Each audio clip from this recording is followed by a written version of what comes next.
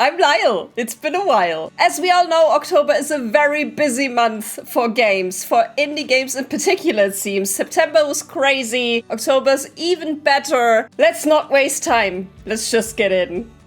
First up is Parcel Corps. This was developed by Billy Goat Entertainment and published by Secret Mode, and this is a bicycle delivery game. I played the demo for this and absolutely loved it. I'm super bad at it, but if you have the right flow for this one, I'm sure you can pull off crazy combos and slide around the levels like you're a pro, deliver every package to its intended owner, and love your time with it. This was the game where the devs had a very interesting marketing strategy in that they recorded a lot of live action trailers and had the guy with the blonde hair and the very short shorts.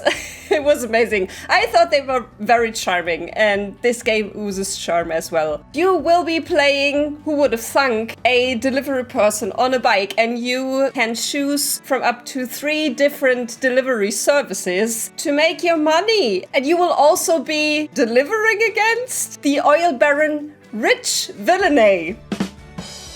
So we all know what this game's tone will be. I can't wait to play this and get a little better at this, deliver packages like I'm a speed pro. Parcel Corps, 3rd of October, save the date.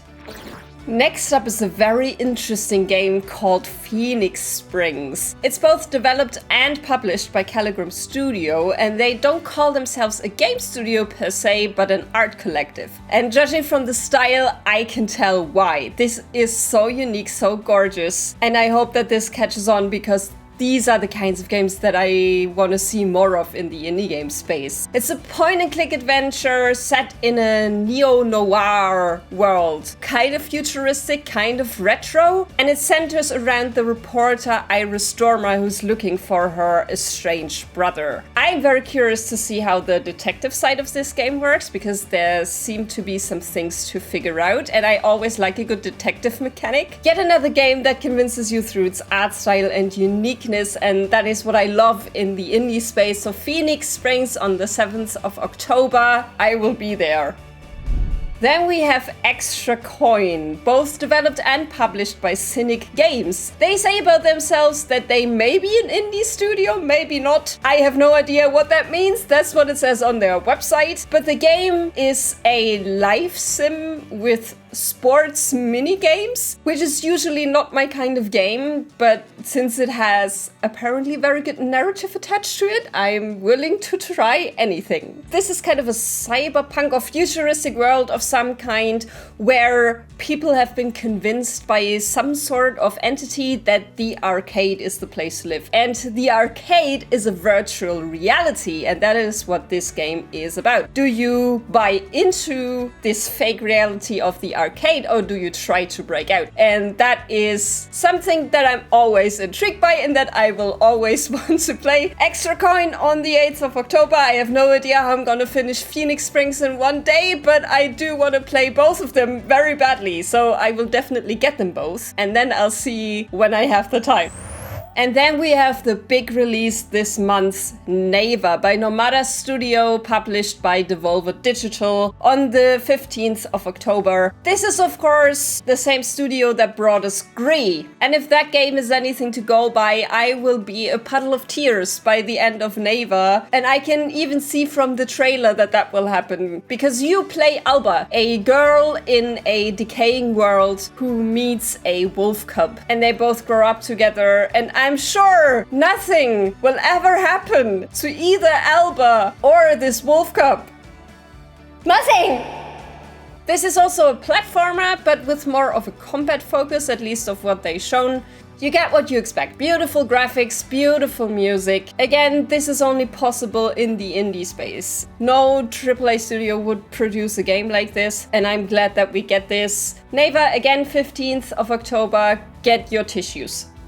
Drova Forsaken Kin is developed by Just 2D and published by Deck 13. This is a classic action RPG that takes inspiration from the greats like Morrowind. Their website states that they don't want to overload players with markers, but that you are encouraged to find your own path, to find your own solutions, and that you might have to reread some stuff if you forget a certain quest or something. That is certainly a style. I'm not always a fan of that because I'm a scatterbrain, so I need a place where everything is organized, and I hope that this game has it. But from the looks of it, I will be very much into this. It has like a Celtic mysticism vibe going on, which I don't see very often in games. There's progression, there will probably be your typical rats to fight. I cannot wait.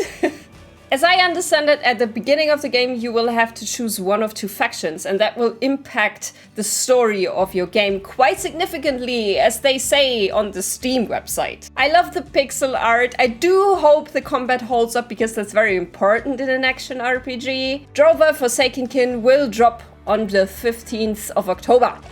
Then we have the second game on this list from a German studio. Germany represent! PRIM, developed by Common Colors and published by Application Systems Heidelberg. A point-and-click adventure game where you play PRIM, Death's daughter. And when her powers are accidentally unleashed, she will have to go out and fix the mess that she has made. This looks to be a heartfelt and funny father-daughter relationship story. I'm always down for those. Also, again, amazing and gorgeous art. Like, this month is the month of art. The writing is very charming too. I did play the demo for this one, and it looks to be absolutely amazing. PRIM on October 24th.